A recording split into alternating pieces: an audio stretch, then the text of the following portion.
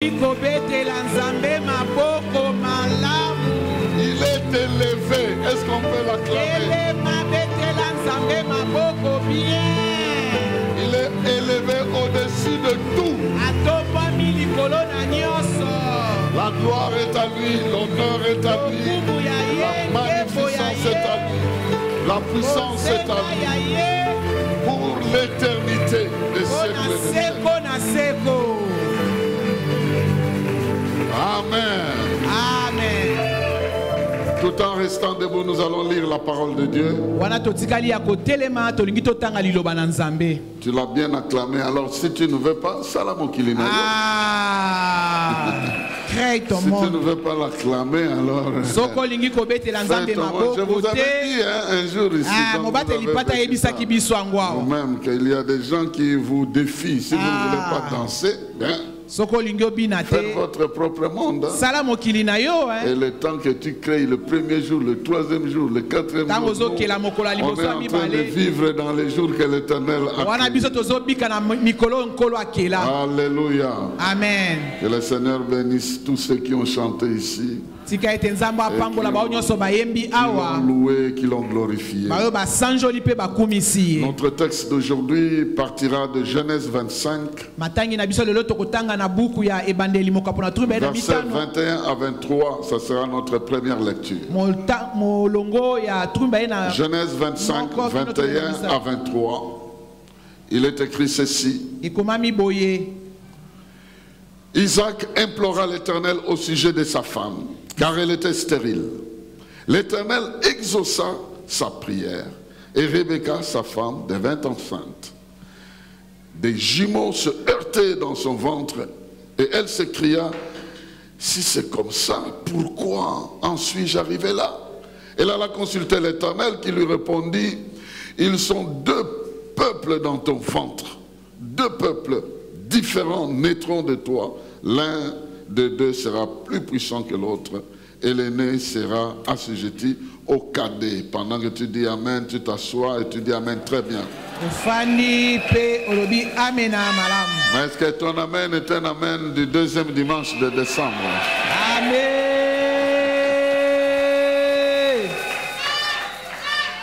Dieu nous a bénis et nous continuons. Nous avons déjà consommé peut-être plus de 14 jours, de 40 jours. Je ne sais pas comment on 18. Ah, 18. On est en train d'aller vers la moitié. Hein? Ah, c'est pourquoi j'ai des vertiges des fois quand je me réveille. Un peu de vertige, là, le ventre te dit, tu vois, tu m'as fauché compagnie. Donc je ne peux pas t'accompagner avec toute la force, mais je le dis, tout ne dépend pas de toi. Maintenant, nous dépendons de toute parole qui sort de la bouche. Prospérer à tous égards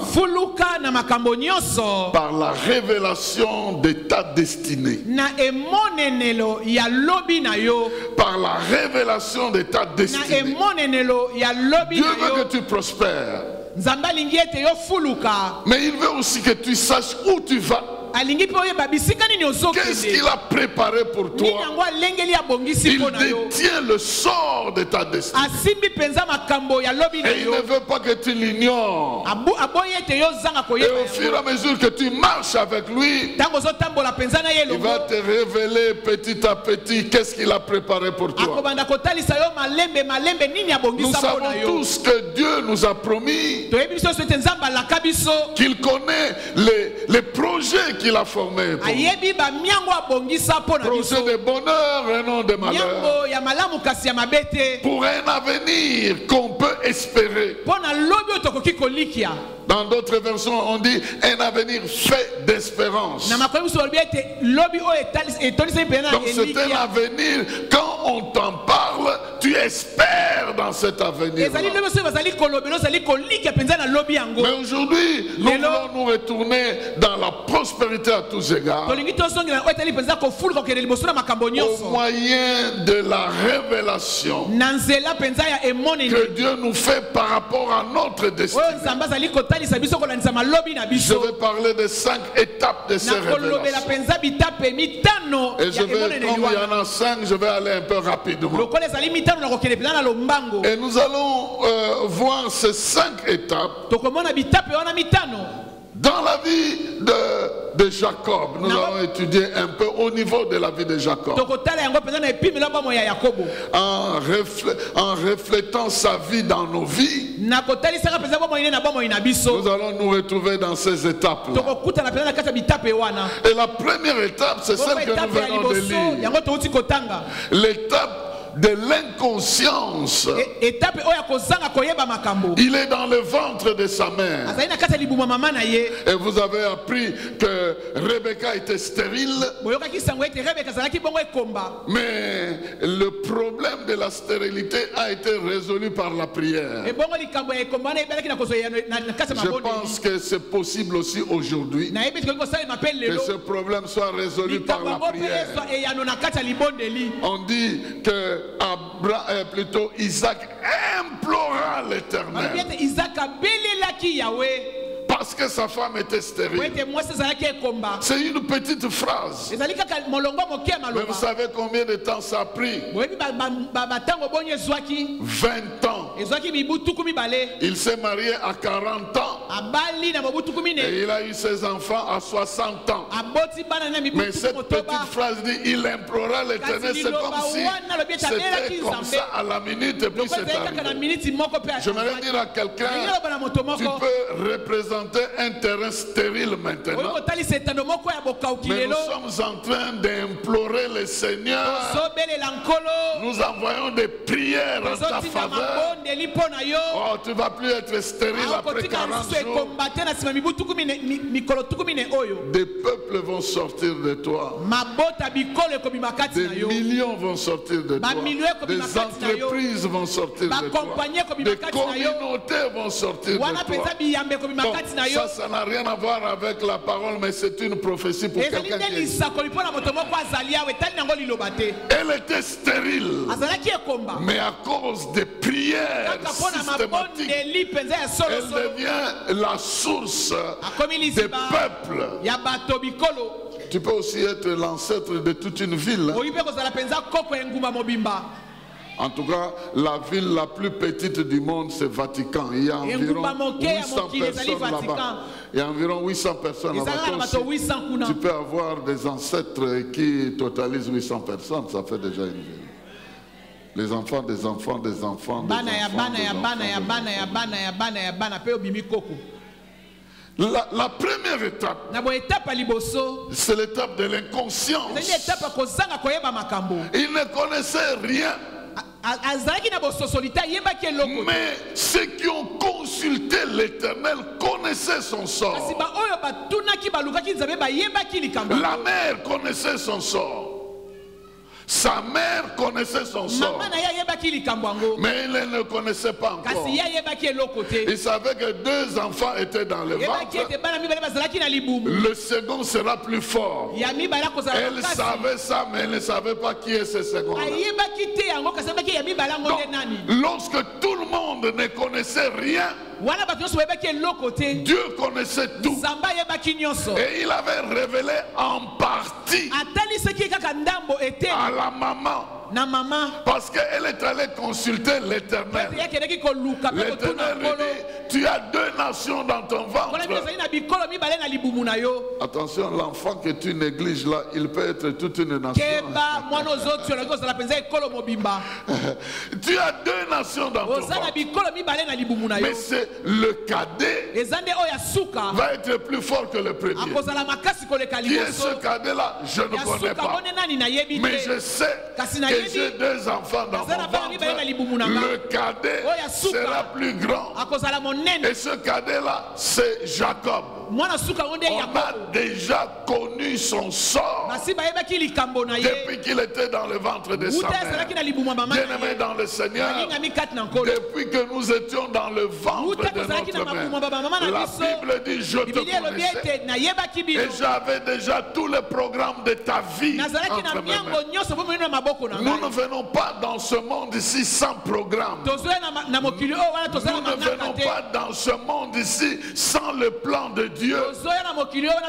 Notre destinée prend sa naissance dans le plan de Dieu, dans la volonté de Dieu.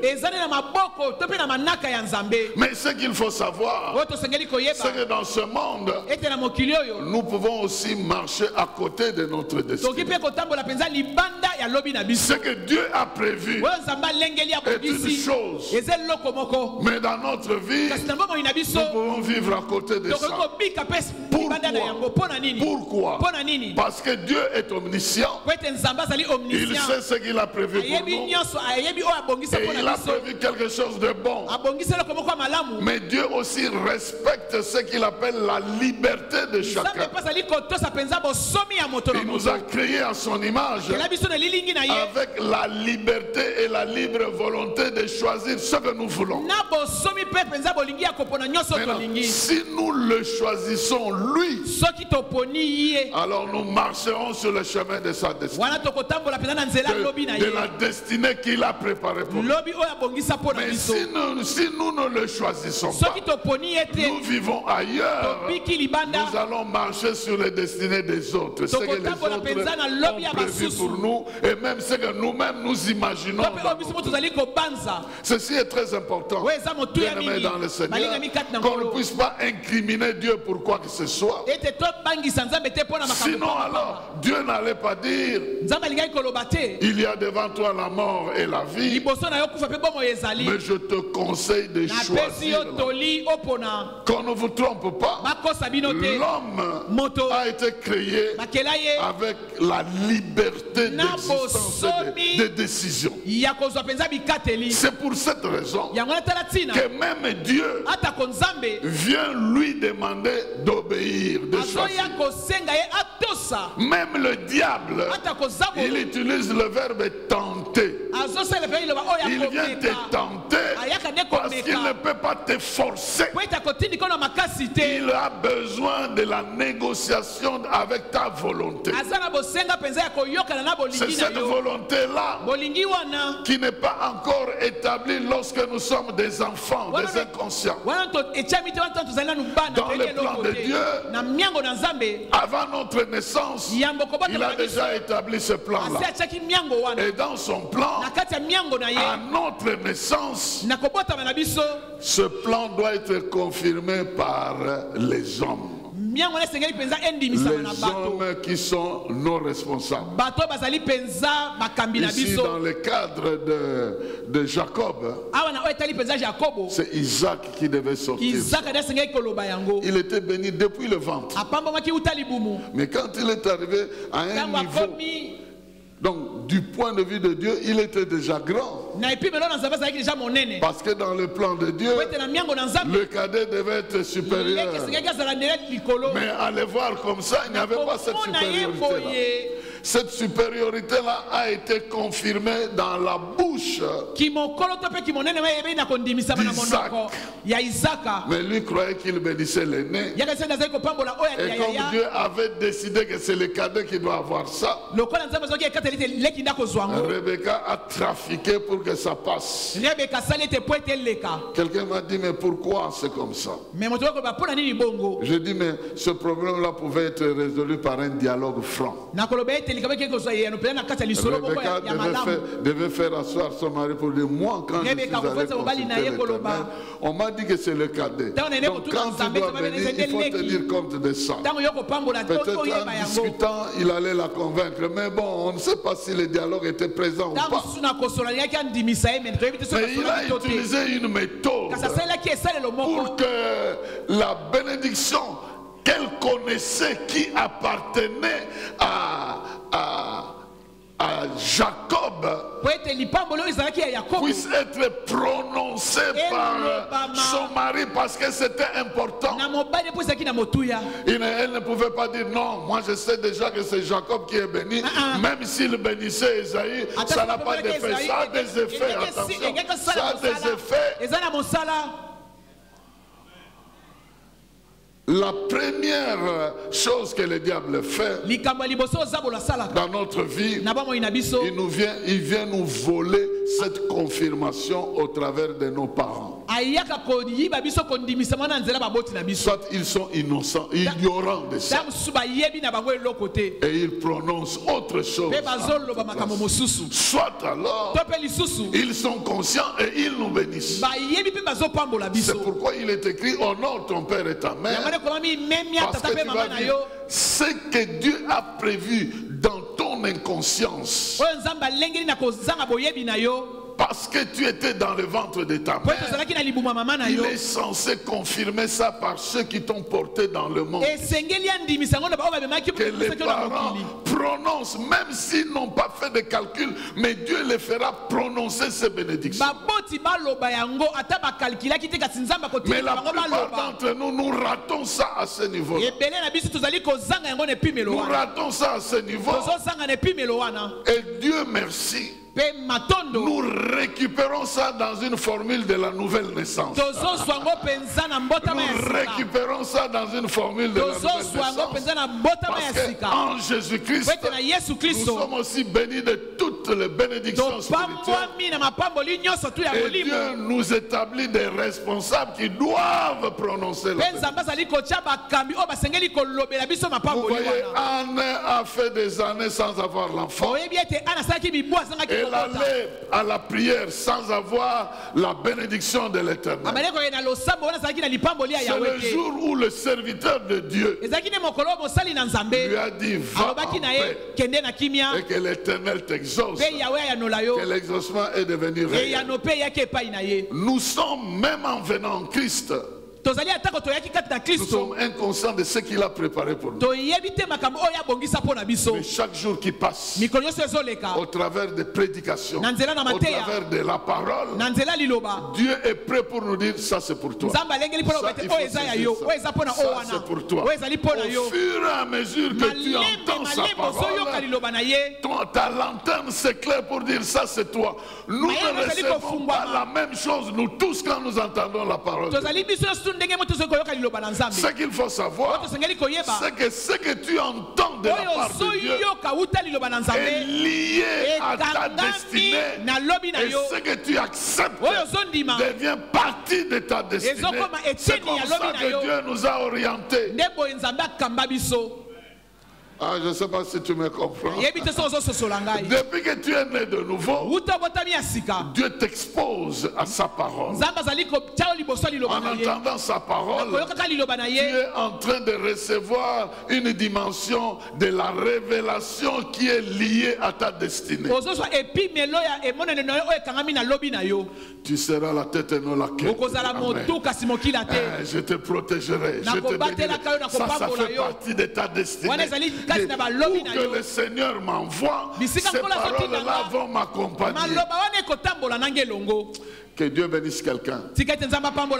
Parce que tu es déjà béni de toutes sortes de bénédictions spirituelles. Et contrairement à cette bénédiction de Jacob, il est écrit le jeune sera le plus grand, et le plus grand sera assujetti au petit. Maintenant, dans la nouvelle naissance, Jésus vient dire: le plus grand parmi vous doit être le plus petit. C'est-à-dire doit être humble et simple. Jouer son rôle dans la simplicité et dans l'humilité. Alors, c'est la première étape. Dieu nous a déjà destinés à de grandes choses. C'est ce que nous devons savoir. Même si je n'ai pas de précision, mais je dois savoir que je suis destiné à de grandes choses. J'ai une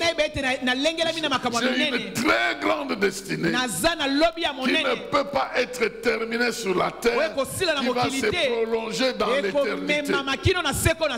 Deuxième étape, pendant que nous sommes en train de voir le cheminement de la vie de Jacob, deuxième étape nous est précisée dans Genèse 28. Genèse 28, verset 10 à 16, nous dit que nous arrivons au niveau de Bethel. C'est l'étape de Bethel. Jacob avait quitté Beersheba et marché en direction de Haran. Comme le soleil se couchait, il prit une pierre pour s'en faire un oreiller. Il se coucha pour passer ainsi la nuit dans le lieu qu'il avait atteint. Dans son rêve, il vit une sorte d'escalier reposant sur la terre et dont le haut atteignait le ciel. Et voici des anges de Dieu montaient et descendaient cet escalier. L'Éternel lui-même se tenait au bout et en haut et lui dit: je suis l'Éternel, le Dieu d'Abraham, ton ancêtre, et le Dieu d'Isaac. Cette terre sur laquelle tu reposes, je te la donnerai à toi et ta descendance. Elle sera aussi nombreuse que la poussière de la terre. Elle étendra son territoire dans toutes les directions, vers l'ouest et vers l'est, vers le nord et vers le sud. Par toi et par elle, toutes les familles de la terre seront bénies. Et voici, je suis moi-même avec toi. Je te garderai partout où tu iras et je te ferai revenir vers cette région. Je ne t'abandonnerai pas, mais j'accomplirai ce que je t'ai promis. Jacob se réveilla et voici, assurément, l'Éternel est en ce lieu et moi je ne le savais pas. Amen. Amen. Nous atteignons maintenant la deuxième étape de la maison de Bethel, comme on l'appelle. L'étape où nous sommes en train de chercher notre vie. Nous sommes en train de progresser. Nous sommes à la recherche de ce que nous devons être demain. On est au niveau d'étudier, on est au niveau de chercher des formations, on est au niveau de se développer, de développer nos intelligences et nos atouts. Cette période de Jacob coïncide avec notre enfance, notre adolescence et notre jeunesse. Où nous sommes en train de nous battre. Tantôt on nous introduit dans ce chemin, tantôt dans un autre. Pour certains ça marche, pour d'autres ça ne marche pas. Certains fuient la maison, d'autres sont dans la maison. Il y a tout un tas de choses qui arrivent. Mais ce qui est vrai, c'est que dans ces conditions-là, il y a la parole de Dieu qui veut préciser les choses dans notre vie. Dieu ne nous donne pas tout au même moment, mais il commence à garantir nos promesses. Il commence à garantir notre avenir par des promesses. Et il commence à nous visiter par notre manière de réfléchir. Nos songes, nos rêves, il nous rencontre là-bas. Ici c'est dans un rêve. Jacob est en train de rêver, mais Dieu est en train de lui parler de la réalité. Il y a des gens depuis leur enfance, ils ont rêvé de grandes choses, mais ils ont laissé tomber ça parce qu'ils ne voient pas comment ça va se faire. Si ça vient de Dieu, ça se fera. Si Dieu t'a donné ça, ça se réalisera. Et à ce niveau, nous apprenons beaucoup. Dieu nous parle beaucoup. Il nous donne des promesses. Et si vous ouvrez le cœur d'un jeune homme ici, vous allez le trouver rempli de grands rêves et de grandes promesses. Moi je deviendrai ceci, moi je serai cela, moi je serai ceci. Vous le regardez, vous dites il est orgueilleux. Il n'est pas orgueilleux, on est en train de le charger. Dieu vous charge. Il vous charge des visions qui montrent ce qu'il veut que vous deveniez. Il vous charge des choses qui montrent où vous allez. Il y a des rêves que nous comprenons, il y a des rêves que nous ne comprenons pas. Mon conseil, c'est que ce que tu comprends, comprends. Ce que tu ne comprends pas, laisse ça un peu de côté, tu comprendras ça lorsqu'il sera le temps pour toi de comprendre. Mais Dieu nous visite par sa parole, par des visions, par des sons, par plusieurs manières. Il commence à nous parler. Ne négligez jamais ce que vous recevez par. Et pendant tout ce temps, il nous fréquente. Il sait que nous ignorons beaucoup de choses, mais il ne veut pas que nous ignorons tout. Dieu lui dit, je serai avec toi. Je ne te donne pas tout ici, mais je te laisse aller dans ton chemin. Je ne te transporte pas mystérieusement là-bas. Tu vas toujours traverser le désert, tu vas toujours progresser. Tu auras faim, tu auras soif, mais sache que dans l'avenir, j'ai préparé de grandes choses pour toi. Je serai toujours avec toi. Je ne t'abandonnerai pas, mais plutôt j'accomplirai ce que j'aurais prévu pour toi. Que Dieu t'ouvre les yeux, que tu commences à voir ce qui t'attend dans l'avenir. Salomon aussi avait vu dans les rêves, et il a vécu ça. Je prie que tous les mauvais rêves disparaissent et que les bons apparaissent pour s'accomplir dans ta vie. Tu es béni au travers de ces choses. Refuse les mauvais rêves et demande à Dieu de t'éclairer par rapport aux bonnes choses qu'il a préparées. Et ici, cette période ici, elle se confirme par quel acte? Elle se confirme par ton engagement. Elle se confirme par ton vœu. Il faut avoir de vœux. Les gens disent non, il ne faut pas faire le vœu parce que si tu ne l'accomplis pas, tu seras, parce que Dieu, il est très sévère. Mais il n'y a aucune chose sérieuse n'arrive sans vœu. Même la vie, il a prévu que ça se passe par un vœu. Que l'homme fasse le vœu devant la femme. Que je vais t'aimer, je vais te garder. Et de ce vœu-là, la vie va naître. Et la famille va se former. Il n'y a aucune famille qui se forme sans vœu.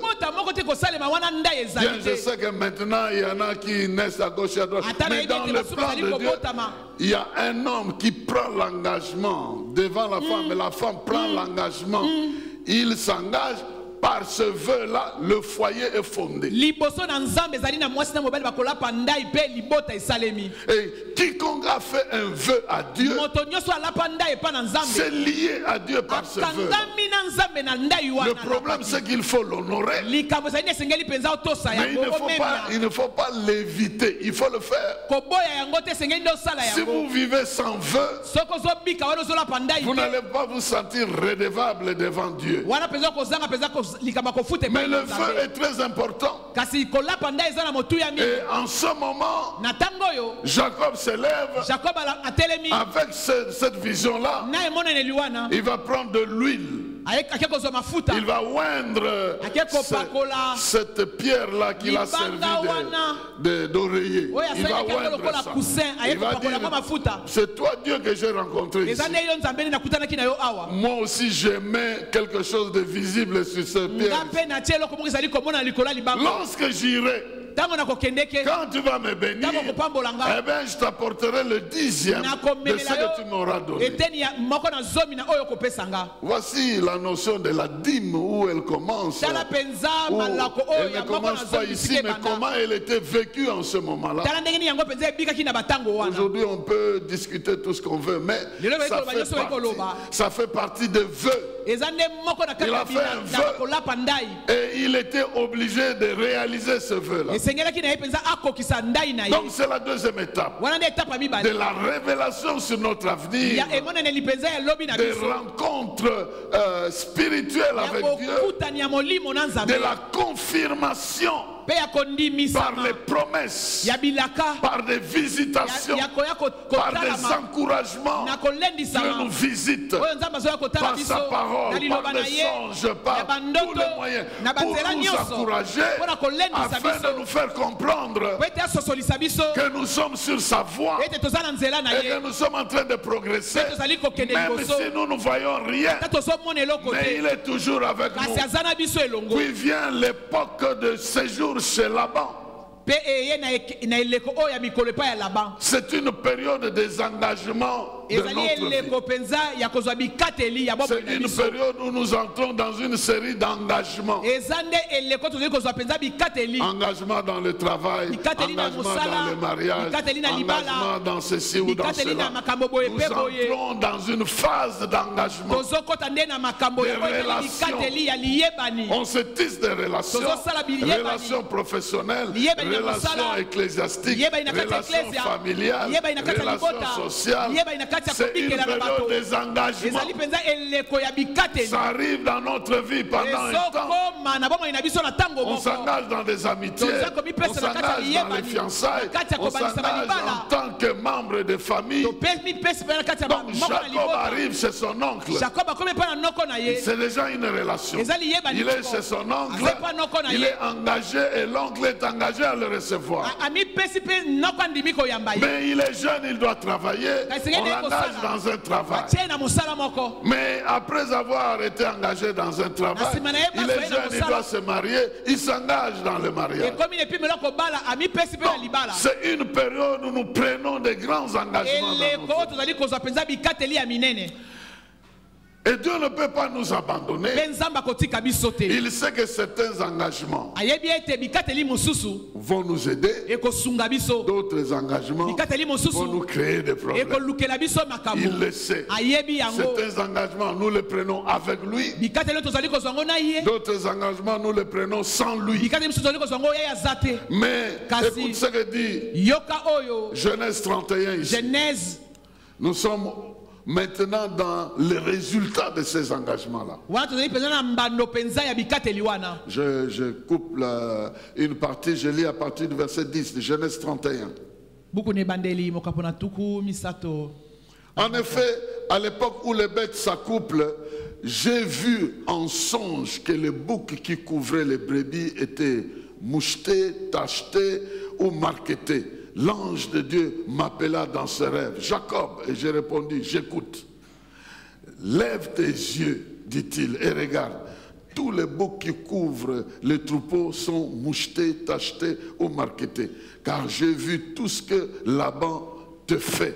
Je suis le Dieu de Bethel, où tu as répandu de l'huile sur une pierre dressée en stèle, et où tu m'as fait un vœu.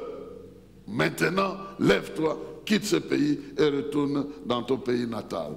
Amen. Amen. Écoutez très bien ceci. Dieu vient pour le bénir là où on veut le flouer. Parce que l'histoire c'est que Laban sent que ce petit est en train de trop s'enrichir. Il fait un truc là, il éloigne les brebis, et puis il laisse simplement une petite partie. Et chaque fois la nuit, les enfants venaient récupérer les troupeaux. Et dans un songe, Dieu lui révèle.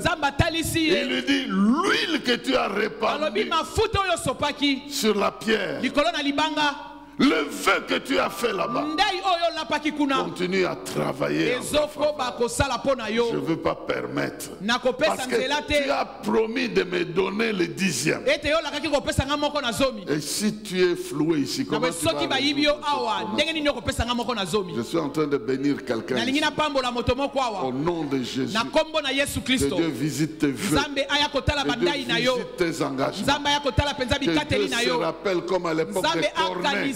que tu as aidé les pauvres, que tu as aidé fidèles, que Dieu regarde tout ce que tu as mis dans les paniers, que Dieu regarde tout ce que tu as placé dans la main des pauvres, que Dieu regarde cela, qu'il se souvienne et qu'en ce mois de décembre, il décide de te bénir à la dimension de 20 ans de service. Ça c'est ma prière. Bénis mon frère dans la dimension de 20 ans de service. Je ne sais pas qui va attraper cette bénédiction.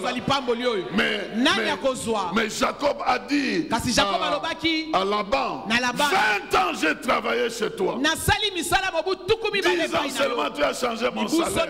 20 ans j'ai travaillé. Si l'Éternel n'était pas, je n'ai jamais triché quand j'étais chez toi. Je n'ai jamais triché. J'étais honnête. Et Dieu me voit. Il y a même des brebis qui mouraient. Je les remplaçais avec mon salaire. Je les remplaçais. Dieu sait. Et en dernier ressort, 20 ans de travail, il m'a donné une multiplication qui reflète 20 ans de travail. Oh, je ne sais pas combien de temps tu as séné dans l'œuvre de Dieu. Ma prière est qu'il te visite avec 20 ans de rémunération. Si tu crois ça t'arrive. Amen. Avant la fin de cette année, tu attrapes quelque chose. Dédommagement des années perdues. C'est la saison de dédommagement. La troisième étape, c'est la saison de dédommagement. C'est la saison d'accomplissement des promesses. C'est la saison d'activation des promesses de Dieu. Et je prie que Dieu te visite. Je proclame au nom de Jésus que nous sommes dans ce mois de prière. Nous sommes dans ce mois de où nous sommes devant le trône de Dieu. Que Dieu visite ta vie. Il a fait pour Corneille. Il a fait pour Abraham. Il a fait pour Isaac. Il a fait pour Jacob. Il a fait pour plusieurs. Isaac avait obtenu la promesse de Dieu de rester à Guérard et que Dieu allait le bénir. Il est resté. Dieu l'a béni plus que les gens du pays. Je suis en train de dire à quelqu'un, il y a cette bénédiction. La première étape, tu étais ignorant, mais Dieu a proclamé que tu seras grand. La deuxième étape est que tu étais conscient, mais tu étais dans une phase de te débrouiller, de recevoir des instructions. Dieu a confirmé. C'est une phase de confirmation. La troisième étape, c'est une phase d'accomplissement de ces promesses-là. Que Dieu te fasse traîner dans cette phase d'accomplissement. Qu'il regarde tous les aspects. Il a accompli même le vœu de son propre cœur. Ce monsieur voulait Rachel. On lui a donné Léa. On lui a dit, tu as travaillé 7 ans pour Rachel, mais la coutume te donne Léa. Si tu veux avoir Rachel, tu travailles encore 7 ans. Il a accepté. Mais regardez le calcul. Pendant toutes les 7 années-là, Rachel ne pouvait pas mettre au monde. C'est la 14e année. Quand il a fini le travail, la 14e année, que Joseph va naître. Je ne sais pas si vous avez déjà fait ça. Ça se trouve, si vous lisez la Bible attentivement. Donc c'est la 14e année, l'année où il était légalement mari de Rachel. Il a eu l'enfant et il a encore travaillé pendant 6 ans pour faire 20 ans chez son père. Mais maintenant, pendant 14 ans, il a travaillé pour les femmes.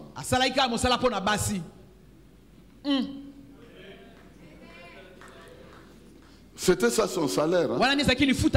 Ton salaire c'est quoi? Rachel. On lui donne Léa. bapesi ye Léa. Mais si tu continues à travailler, Soko kobi kosala mosala, quel est ton salaire? lifuti na yo nini? Rachel, Rachel 7 ans. mobu sambo. Maintenant, quand il a terminé, Na betango ya silisi, Dieu se rappelle nzamba ye kokanisa de ses vœux. na bilaka na ye. Il laisse de côté ses propres sentiments. Atie pembeni Il dit, penza si baposa je suis mabanzo na ces ye moko. sentiments-là, Abiso na nani il ne makanisa sera baposa pas na ye béni. akopambwa Dieu ne mate. nous traite pas selon nos faiblesses. Nzamba tala kate penza Il dit, botau na biso. lui-même de son chef, il a travaillé 14 ans pour les femmes. Ye moko pona mokonya sali pe mibu zomi na Il mille a pona basi. simplement travaillé pour un salaire de bêtes pendant 6 ans. Ya sali mosala kaka pona banyama kaka na mibu motoba. Mais je vais récupérer les Ah na âmes ina zwa mibu nyonso ebunga. et je vais les bénir Pe na selon kopambola la ye. logique de 20 ans. C'est pourquoi je dis à quelqu'un, Dieu va te bénir pas selon tes erreurs. Il va te visiter selon ses promesses. Il va faire un calcul de 20 ans de service. Bon, il y en a d'autres qui ont plus de 20 ans de service ici, Il va faire quelque chose dans ta vie. Du moins, c'est ce que j'ai reçu comme une promesse de Dieu. Et il y a des gens que je veux visiter. J'étais à Ilebo en campagne d'évangélisation. On m'a amené un papa vieux. Ce papa-là avait une seule demande. J'ai travaillé pendant 20 ans. On ne m'a jamais payé. Et si tu peux prier, parce que je sens que ma mort est prochaine, pour que Dieu me visite. J'ai regardé le monsieur. Et papa, vraiment, j'ai dit, Seigneur, pendant que je suis ici, prouve que tu l'as visité. 3 jours après, le comptable d'État arrive avec 5 sacs. Le sac ici, c'est le sac de sel ou quoi? 5 sacs d'argent. Le rappel de ce papa-là. Ils m'ont amené 5 sacs dans l'hôtel où j'étais. Ils voulaient laisser la dîme. J'ai dit non. Toi là, tu es déjà en train de faire. Va avec de ton argent là. Mais j'ai vu ce miracle. Et je vais le voir avant. Je parle très sérieux. Je vais le voir dans la vie de certains d'entre vous. Quelqu'un vient avec une remise. Bon, pour vous, je ne sais pas si je vais vous laisser partir. Mais ce que je dis ici, le Seigneur m'a fait voir. Et il y en a ceux qui auront ce droit. Et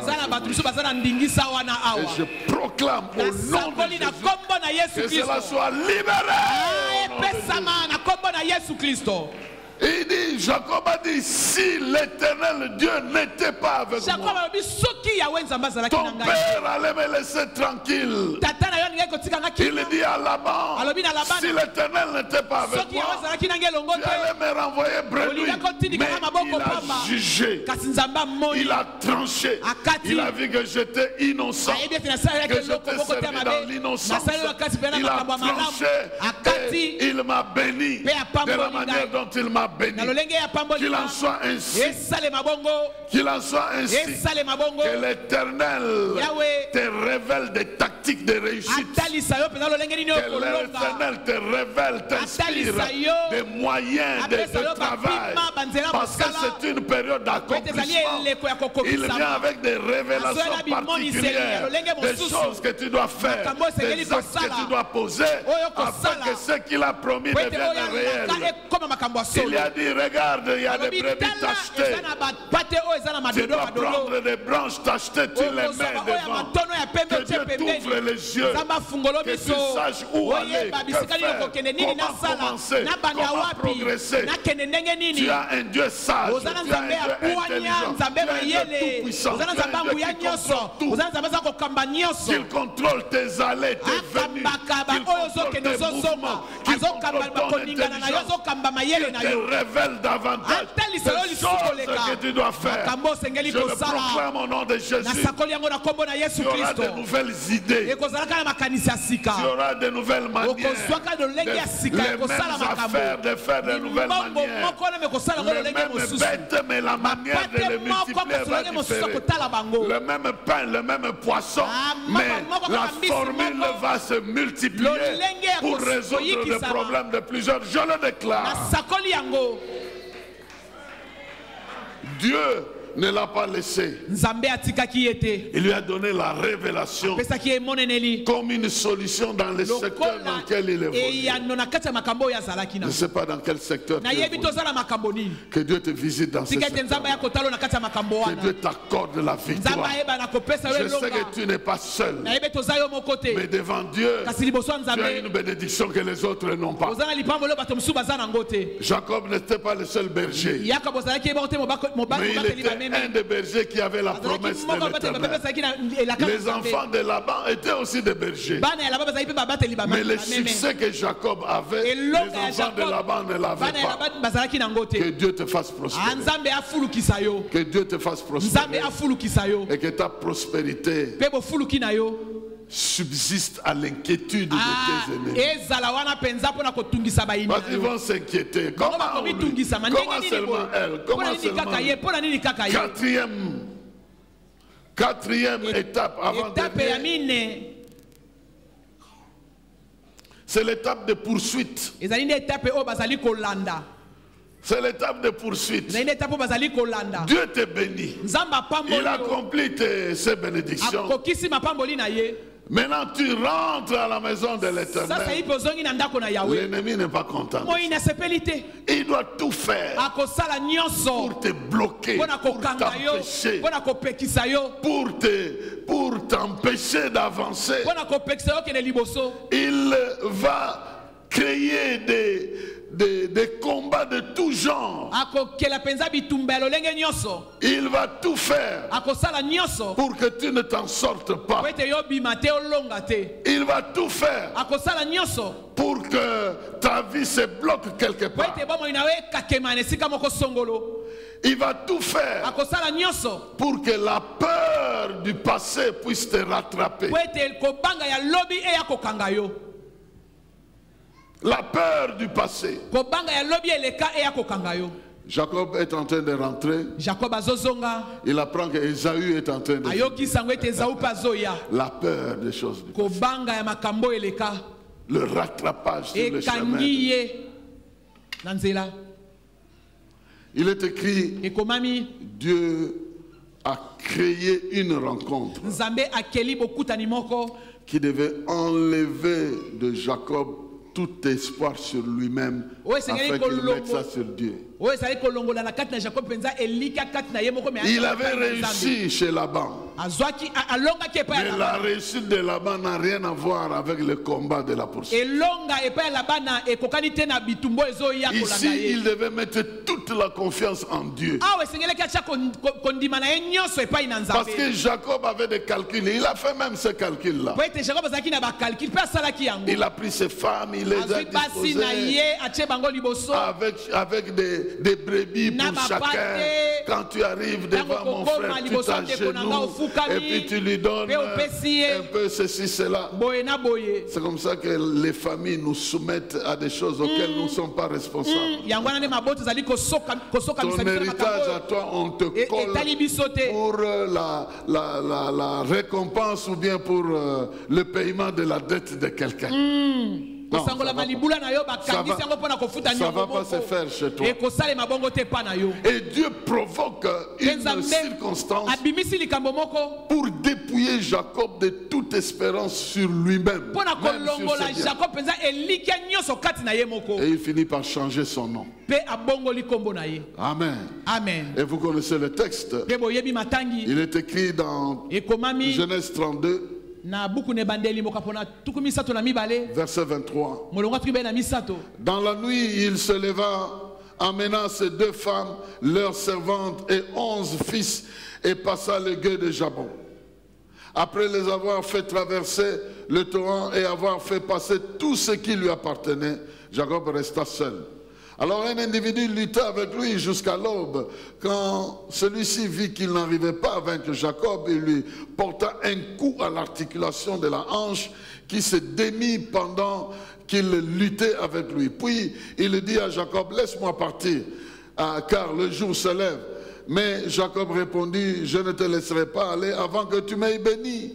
Quel est ton nom? Demanda l'individu. Jacob, répondit-il. Désormais, reprit l'autre, tu ne t'appelleras plus Jacob, mais Israël. Il lutte avec Dieu, car tu as lutté avec Dieu et avec les hommes et tu as vaincu. Jacob l'interrogea, je t'en prie, fais-moi connaître ton nom. Pourquoi me demandes-tu mon nom?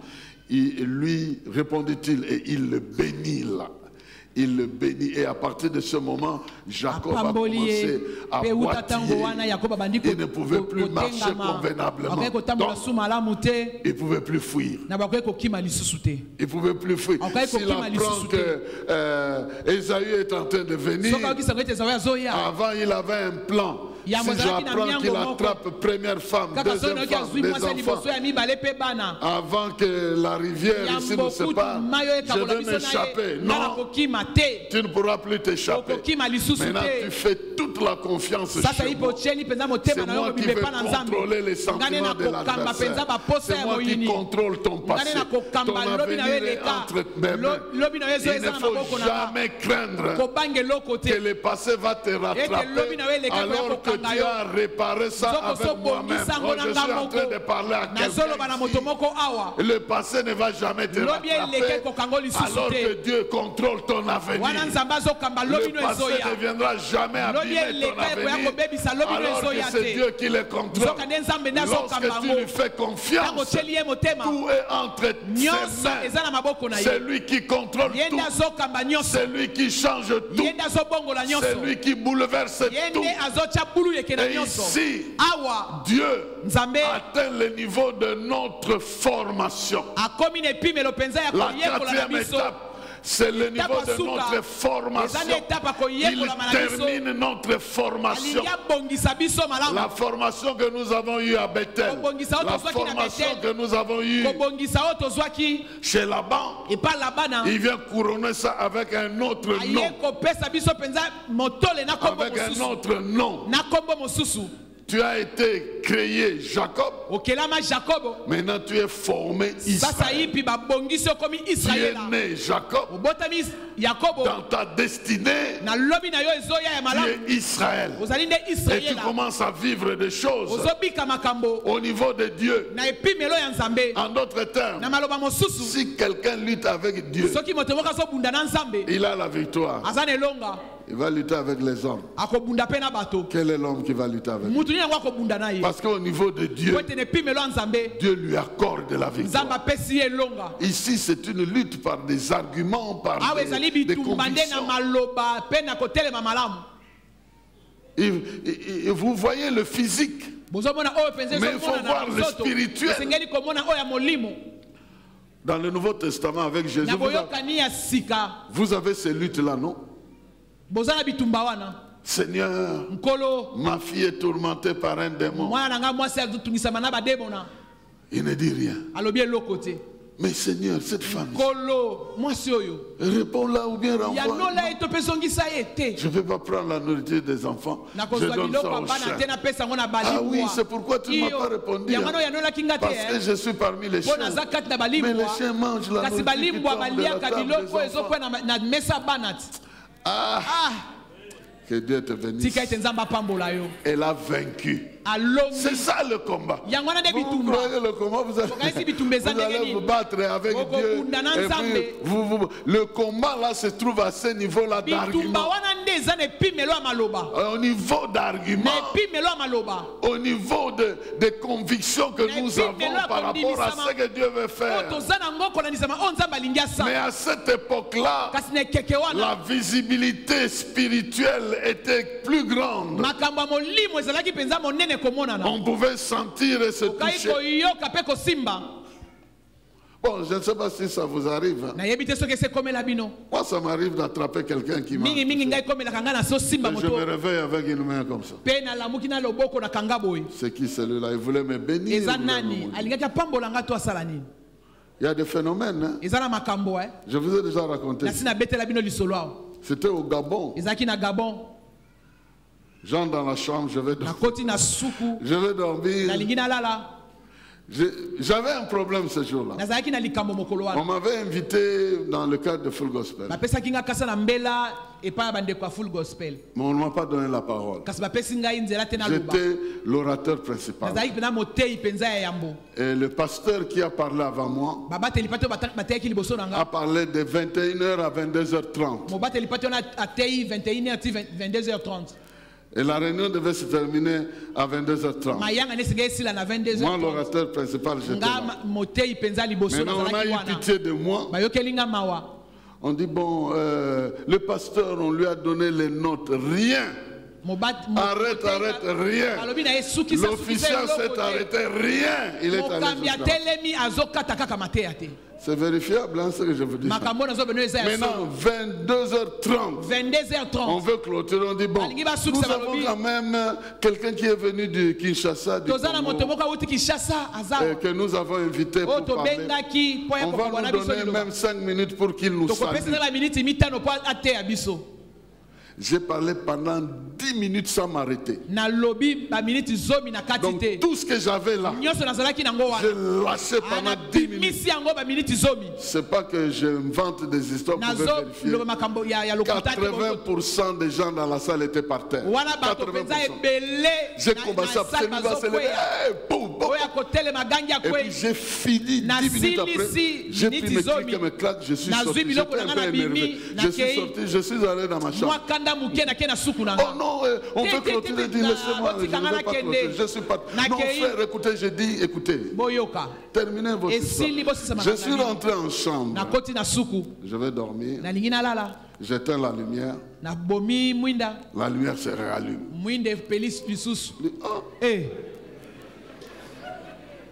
Est-ce que c'est parce que j'ai laissé les gens? J'éteins le téléviseur. Le téléviseur se réallume. Oh. Maintenant, j'éteins la lumière et je laisse mon doigt se placer. Maintenant, je commence à dormir. Et le doigt quitte. Et la lumière s'allume. Ce jour-là, j'ai dormi avec le téléviseur allumé. J'ai pris mes clics et mes claques. Ce que je suis en train de dire, c'est que avec Dieu, nous allons faire des exploits. L'esprit de poursuite, tout ce qui t'empêche d'être toi ne réussira jamais. Écoutez-moi très bien. Je prends l'autorité que Dieu m'a donnée pour bénir le ministère de quelqu'un, pour bénir le pouvoir que Dieu a donné à quelqu'un, pour bénir la mission que Dieu a donnée à quelqu'un. L'on te fera la guerre, l'on ne te vaincra pas, l'on te cherchera, l'on ne réussira pas. Je déclare au nom de Jésus qu'on te cherchera, on ne te trouvera pas. C'est Dieu qui t'a formé. Et Dieu t'a formé pour être quelqu'un qui réussira en son nom. Tu réussiras dans tes affaires, tu réussiras dans ta famille, tu réussiras dans ton ministère, tu réussiras dans les affaires de ta vie. Tu réussiras au nom de Jésus. Ta destinée est une destinée de réussite. Ta destinée est une destinée de d'expansion. Ta destinée est une destinée céleste. Et quelque chose de la terre ne peut pas empêcher cela. Quelque chose qui vient en retard ne peut pas t'empêcher pendant que Dieu te bénissait et que tu étais dans le ventre de ta mère. L'ennemi ne te connaissait pas encore. La jalousie n'avait pas encore commencé. La haine n'avait pas encore commencé. C'est l'amour qui avait commencé. C'est l'amour qui avait commencé. C'est l'autorité de Dieu qui avait commencé. C'est la souveraineté de Dieu qui avait commencé. C'est la souveraineté qui a prononcé, qui a conçu ta destinée. Et en cours de route, la haine qui te trouve ne peut pas avoir l'empire sur toi. Je le déclare dans le nom de Jésus. Quand est-ce qu'on a commencé à te haïr? Quand on a vu que Dieu a déjà fait de grandes choses. Mais ils ont vu ça en retard. Ils ont vu ça en retard. Dieu avait déjà décidé. Dieu avait déjà planifié. Dieu avait déjà donné. Dieu avait déjà sanctionné. Dieu avait déjà décidé. Dieu avait déjà sanctionné. Avant que le poison ne soit fabriqué contre toi, Dieu avait déjà déclaré que tu prendras de breuvages mortels. Ça ne te fera rien du tout. Avant que les gens viennent chercher à te remplacer, Dieu avait déjà dit: je serai avec toi, je marcherai avec toi, j'accomplirai. Pendant que les gens ignorent le secret que tu as avec Dieu, Dieu n'ignore pas ce secret-là. Je sens que l'Esprit est en train de consoler le cœur de quelqu'un. Quelqu'un ici doit comprendre. Quelqu'un ici doit comprendre que Dieu ne sera jamais contre toi. Que Dieu ne sera jamais contre toi. Dieu sera contre ce que tu fais. Il ne sera jamais contre toi. Si ce que tu fais est mauvais, il sera contre, il viendra te détacher. Mais il ne sera pas contre toi. Et ta destinée est une destinée de grandeur. Laisse-moi terminer avec la dernière étape. La dernière étape, c'est l'étape de la conviction permanente. C'est-à-dire tout ce que Dieu a promis. Tu as vécu ça. Tu arrives même jusqu'à voir Ésaü. Ils se sont rencontrés avec Ésaü. Ils se sont embrassés. Ils ont pleuré. L'un avait 600 hommes de pied. 600. Capables de remporter toute forme de guerre. Et l'autre n'avait que la famille. La famille. Ils se sont embrassés. Mais ce qui est important là-bas, le temps est passé, je n'entre pas là-bas. Ésaü pose la question. Les brebis et tout ce que j'ai vu là, c'est pour qui? Dis-moi, c'était pour moi, mais j'ai destiné ça à mon Seigneur. Et j'aime la réponse d'Ésaü. Et c'est ça que je prie pour les familles. Garde tes biens. Moi aussi l'Éternel m'a béni. Ok. Garde tes biens. Moi aussi l'Éternel m'a béni. Même si ce n'est pas sorti de la bouche de mon père, mais l'Éternel a dit. Il a dit que le plus petit va assujettir le grand. Mais il n'a pas dit que le grand sera malheureux. Il n'a pas dit ça. Il n'a pas dit que le grand va échouer. Il n'a pas dit ça. Il a dit seulement que le petit sera plus grand. Mais il n'a pas dit que j'abandonne, je n'ai pas envie de voir. Non, ne faites pas dire à Dieu ce qu'il n'a pas dit. Il a révélé simplement le sort du petit. Mais quand le papa a prononcé, quand Ésaü a fait comprendre à Isaac que c'était Jacob qui a pris la bénédiction, il lui a demandé: et pour moi tu n'as rien. Il a dit: mais ce que j'avais, c'est ce que j'ai donné à ton frère. J'avais vraiment ça. Maintenant je ne peux plus. Non, mais il n'est pas resté quelque chose. Tu vas te débrouiller. Ça est là, avec ton arc, et tu vas briser l'adversaire. Mes fils, qu'avec ces petits débrouillardises, il est arrivé là où il devait arriver. Il ne faut jamais envier ceux qui passent facilement. Jamais. C'est une étape de conviction. Que celui-là, Dieu lui a destiné cette voie-là. Mais moi, je ne suis pas dans cette voie. Même si ma voie semble difficile, mais je suis béni par l'Éternel. J'aime toujours faire comprendre aux gens que même si votre nom n'est pas sur la liste, cela ne veut pas dire que vous n'êtes pas béni. C'est comme ça que je dis, à l'époque de Noé, les poissons n'étaient pas sur la liste. Non. Parce que s'ils entraient dans l'arche, ils pouvaient mourir. Mais l'eau était leur résidence. Je crois qu'ils étaient nourris mieux que ceux qui étaient dans l'arche. C'est Dieu qui connaît ta destinée. C'est Dieu qui connaît où il t'envoie. Attache-toi à Dieu et Dieu sait où il t'amène. Attache-toi à Dieu et Dieu connaît ton lendemain. À Dieu et Dieu te bénira. Attache-toi à Dieu. Fais des vœux. Oui, à certains moments, tu dois passer ce temps avec des vœux. Anne a prié, ça m'a choisi. Si tu me donnes un fils, voici ce que je vais faire. Des fois, Dieu veut que nous soyons sérieux avec des vœux. Je connais le passage de la Bible qui dit ne te précipite pas de faire le vœu. Mais ce passage ne dit pas ne fais pas le vœu. Ce passage dit qu'il faut bien réfléchir. Mais si tu réfléchis bien, tu feras le vœu. Tu feras le vœu. Et je prie quelqu'un ici, avant de terminer cette année, régularise tes vœux.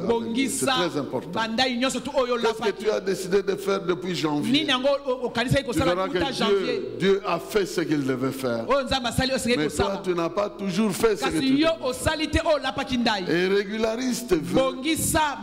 Et prends de nouveaux vœux pour 2025. Et Dieu t'amènera dans sa grandeur. Que Dieu bénisse sa parole. Que Dieu bénisse sa parole. Que Dieu bénisse sa